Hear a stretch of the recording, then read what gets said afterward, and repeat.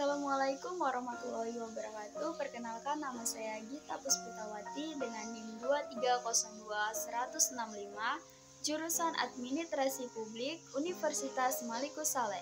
Yang saya hormati Bapak dosen pengampu mata kuliah Teori Organisasi, yaitu Bapak Ahmad Yani SOS MSI. Nah, dalam materi kali ini kita akan membahas sebuah organisasi peduli lingkungan, yaitu dengan tema Lestari Hijau.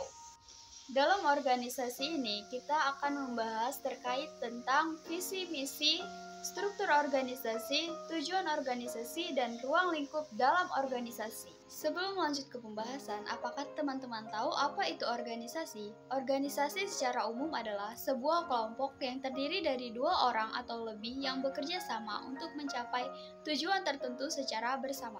Nah, dalam organisasi ini memiliki visi misi, yaitu visi menjadi organisasi pelopor dalam mewujudkan lingkungan yang hijau, lestari, dan berkelanjutan bagi generasi sekarang dan masa depan. Misinya yaitu 1. Meningkatkan kesadaran masyarakat tentang pentingnya menjaga kelestarian lingkungan. 2. Mendorong partisipasi aktif masyarakat dalam upaya pelestarian lingkungan. 3. Melaksanakan program-program edukasi dan aksi nyata untuk menjaga kelestarian lingkungan. 4. Membangun kerjasama dengan berbagai pihak untuk mencapai tujuan bersama dalam menjaga kelestarian lingkungan. Pembahasan kedua yaitu struktur organisasi, di mana organisasi ini memiliki struktur ada pertama penasehat. Penasehat ini adalah tokoh masyarakat yang peduli lingkungan. Kedua ada pengurus, di mana di sini meliputi ketua, sekretaris, bendahara, dan seksi-seksi, yaitu seksi edukasi, seksi nyata, dan seksi humas. Yang ketiga ada anggota. Anggota adalah masyarakat yang ingin berkontribusi dalam menjaga kelestarian lingkungan. Pembahasan yang ketiga yaitu tujuan organisasi. Organisasi ini memiliki tujuan 1. Meningkatkan kualitas lingkungan hidup di wilayah kerja organisasi. 2. Untuk meningkatkan kesejahteraan masyarakat melalui pelestarian lingkungan. 3. Menjaga kelestarian sumber daya alam untuk generasi sekarang dan masa depan. Yang keempat yaitu ada ruang lingkup, di mana ruang lingkup ini mencakup tentang kegiatan edukasi. 1. Penyuluhan tentang pentingnya menjaga kelestarian lingkungan. 2. Workshop tentang praktik hidup ramah lingkungan. 3. Kampanye lingkungan di media sosial.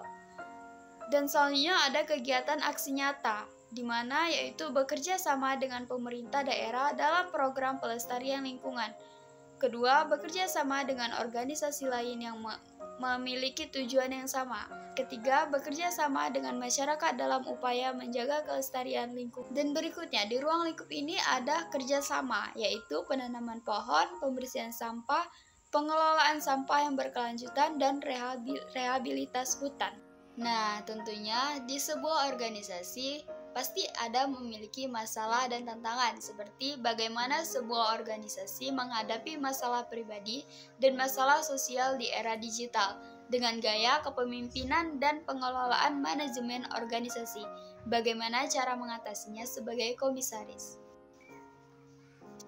Lanjut ke pembahasan. Di era digital, organisasi dihadapkan pada berbagai macam tantangan baru, termasuk masalah pribadi dan sosial yang muncul dari penggunaan teknologi dan media sosial. Untuk mengatasinya, diperlukan gaya kepemimpinan dan pengelolaan manajemen organisasi yang efektif, serta peran komisaris yang strategis. Berikut beberapa poin penting yang perlu diperhatikan. Poin pertama yaitu kepemimpinan yang adaptif dan transformasional. 1. Pemimpin harus adaptif terhadap perubahan dan mampu memimpin organisasi bertransformasi di era digital. Hal ini termasuk memahami tren teknologi, media sosial, dan dampaknya terhadap individu dan masyarakat. 2. Pemimpin harus visioner dan mampu menginspirasi karyawan untuk bekerja sama dalam mengatasi masalah pribadi dan sosial. Ciptakan budaya organisasi yang terbuka, komunikatif, dan suportif bagi karyawan. 3. Pemimpin harus mendorong akuntabilitas dan transparansi dalam semua aspek organisasi. Hal ini penting untuk membangun kepercayaan dan memastikan bahwa semua pihak bekerja sama untuk mencapai tujuan bersama.